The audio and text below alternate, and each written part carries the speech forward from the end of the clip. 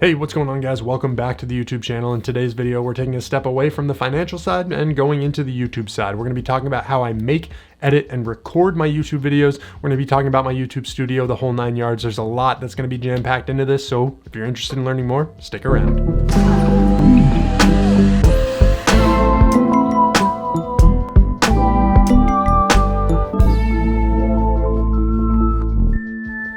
All right, now let me just get this out of the way. Anything that I do mention in this video, any of the products I talk about will be linked in the description down below, but I want to jump into my YouTube studio, talk a little bit about it. So my YouTube studio, nothing special right now. It's actually the basement of my girlfriend's mother's house. We all live there right now, including her sister as well. And basically I'm in this time period where I'm trying to save as much money as I possibly can. I want to be able to buy a house in the near future, but kind of COVID, the pandemic, everything kind of set that stuff back, set it aside. So right now I'm living here, I work a 9-to-5 job. I pay very small rent, just kind of covering what my living costs are. It's been solid, working out well. And just know that in the future, my YouTube studio is likely going to change a bunch, but this is what I'm currently working with. Now, what I'm recording these videos on, I used to use this camera right here. Now this camera is the Canon EOS M50, a really great beginner intro level YouTuber camera to use. It's still expensive, around $600-700, but it's got this nice flip out camera so you can see when you're actually recording yourself what you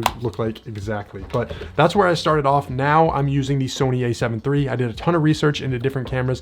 I found that this one was going to be the best for me personally. You're gonna want to research what cameras you really like. The reason why I like this one is I watched a lot of different influencers out there. I watched a lot of people talk about cameras, looked up a ton of reviews, talked to my mom who's a professional photographer, ended up falling in love with this camera. Another YouTuber that uses similar cameras to this one is Matt Diavello, who I look up to, and he actually recommended that if you're taking it more seriously, the Sony a7 III is a really great camera to use. So that's what I went ahead with. Now I also use a Sony G Master lens. Now neither of these products are really that cheap. This lens in itself comes in around $1,300. The camera is around $2,000. So you can see I've already dumped a lot of money into this YouTube channel, and I'm hoping to, reimburse some of those costs that I've actually sunk into the channel in 2021. It's looking pretty solid right now, but yeah, I mean, this lens is so amazing. The only thing about it is that it's set on one length, so I can't zoom in, I can't zoom out, which is kind of interesting. I'm hoping to get another lens in the future, which will allow me to do more creative shots because I can use that zoom feature. But why I really like this one is because it records in really low light. I'm gonna have this really great image quality. The background's blurred. I mean, this lens has, you can look up the reviews and all the videos. People are talking about this one. Why I also like this one is if my friends or people are like, hey, I've got graduation coming up, I want some photos. This lens is perfect for portraits. And I don't know, it's just, it has worked out so well for me. And I can't even explain how happy I am to be using these two products. Now, that's the camera in itself, and that's really the only lens that I have been using for these videos. And I also use an Extreme Pro SanDisk 128 gigabyte SD card. I used to have a cheaper SD card. I think it was like 32 gigs. I actually ended up like snapping that one because of the wear and tear that I put on it. I was just kind of an idiot in how I treated it. But this one is a little bit more expensive. It writes a little bit faster than some of the other ones, and it makes me want to take care of it even more. So that's why I kind of went with a little bit more of an expensive one in this scenario, but it really has worked out well. Now the microphone that I'm using, you can see it right here. This is the Rode VideoMic Pro. And why I love the Rode VideoMic Pro is because it actually starts and stops when I turn on and off my camera. So if I turn my camera off, this mic here is going to turn off. I don't need to worry about the batteries. And when I turn it back on, this turns on automatically and I'm ready to go. It's been very solid. All the review videos say that this is one of the best boom mics you can have. And it's attached to this boom stand right here. So the boom stand is awesome. If you're going to get the boom stand, it's only 18 bucks. You can really put any mic on this you want. Aside if it's a super heavy mic, I'd probably get a little heavier dutier one. But this one for now has been doing the job just fine. And I also have around a 20-foot mic extender wire, which allows my microphone from right here, that's just off the screen, to be able to attach right into my camera, and I don't have to worry about having my mic go on top of my camera, be right next to my camera, because I can really move it anywhere because of that long cord. So if you get the mic stand, you're probably going to want that as well. Now, one more thing to mention is that with the EOS M50, you got this flip out little screen here. I don't know why I couldn't think of the word, but you got the flip out screen. With the Sony a7 III, you do not have that. So I have an external monitor. It comes in around $100. It's a Nuir monitor.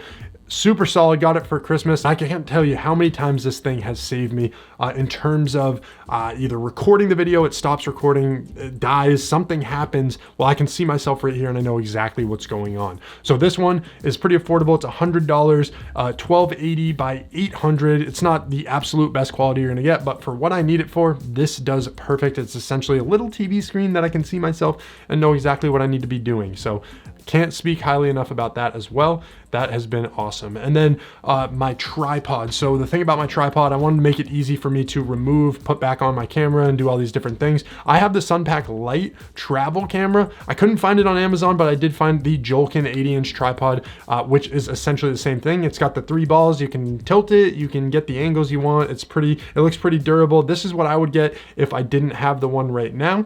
And what it allows is, you can see there's a little top piece on it. It allows you to slide your camera in and out as opposed to having to screw it every single time.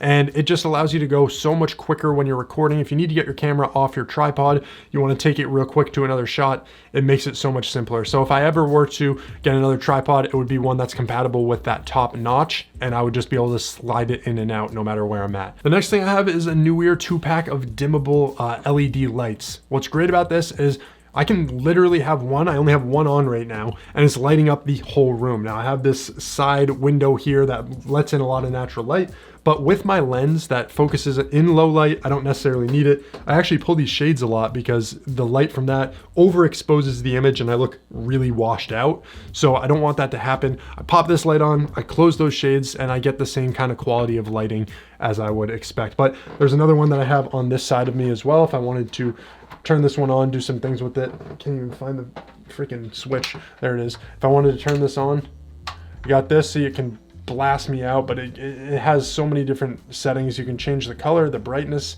Look at that. Oh God, I'm blind now. But yeah, it's really great. Let me turn that back off. I don't usually use that one all that much.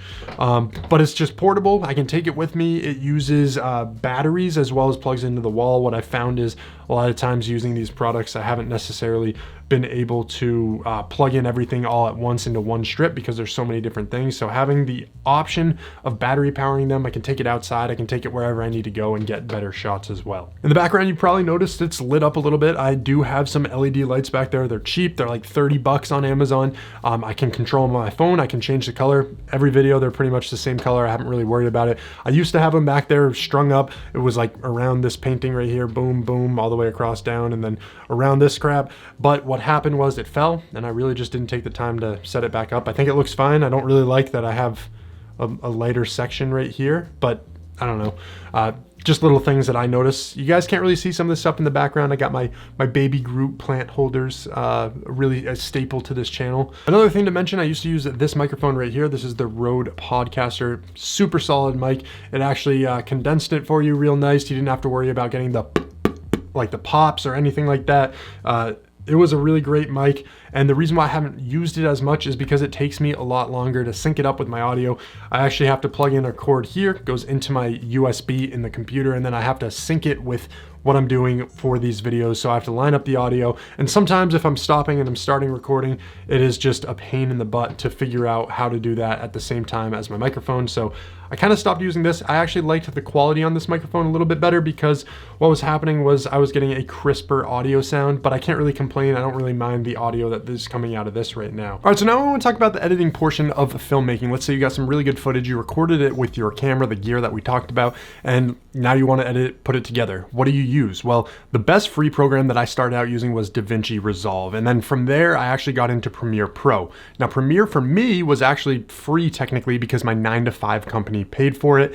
They pay for the Adobe suite, and I can just use that access on my own personal time. So I'm able to do that, and I can use Premiere Pro. I can use Photoshop for the thumbnails. I can use the Premiere, like I said, for the video editing, and then for like cool graphics, stuff like that, After Effects is so key. So those are the 3 main programs I use from the Adobe suite. And a lot of people ask me, you know, what software do I use? Well, that's it right there. A lot of great stuff with it. Now, a lot of people also ask me what software services do I use. So to help grow my channel, I always use TubeBuddy. It helps me rank my YouTube videos in search. It's a really good checklist kind of features that you have that will allow you to search for different key terms, figure out how you're gonna rank within YouTube search. So I use TubeBuddy on pretty much all the videos. Also for the background sound, I know it's really, really quiet, but if you guys turn it up, you might be able to hear it, you might not, but it's something that I wanna use more in the future. That's Epidemic Sounds. They have a really great plethora of music choices that you can choose from to just overlay into your videos, and it really just helps spark it up just a little bit more. So in a nutshell, that's kind of my YouTube process. What I do with the film is I put it all into Premiere Pro.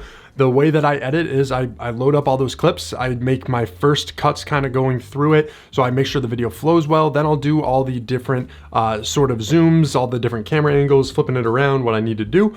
And then I'll input those graphics, those effects that really work out well. And from there, then I can compile the video, put the sound in, and everything looks good. And then I can hit publish after I'm done. Now the editing portion, I made it seem like it's a breeze. That takes the longest by far.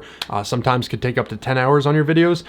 Even longer depending on the scale of your projects, what you're working on. For me, I'd say my average is around 5-6 hours, but I do this stuff pretty much every day, and the timing of it really adds up. So it is something that you need to take very seriously, and if you're wanting to dump more money into your YouTube channel, I mean, those are some really great products that I think will help grow. I've seen a direct correlation in what I've spent on my channel versus the subscribers, the viewership, and the revenue that I'm actually able to generate from it. So really, really good stuff there. If you guys did make it this far in the video, I'd really appreciate it if you turn that like button blue. It would mean a lot to me. Thank you so much for checking out this video. Have a great day.